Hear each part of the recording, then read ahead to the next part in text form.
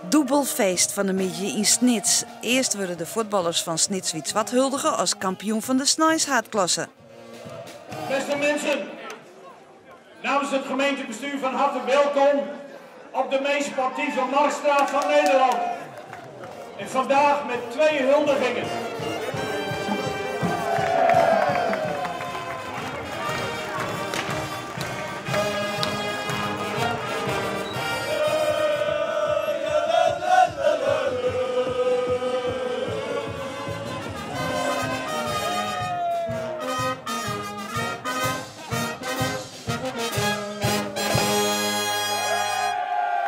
En later op de middag waren de volleybalsters van Snits in het Sintje zetten.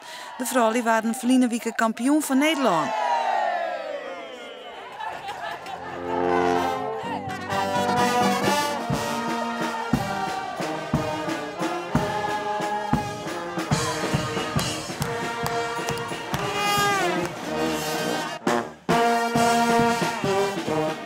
Dat wij echt heel erg trots zijn op die ene kampioenenstad die Sneek dit weekend is.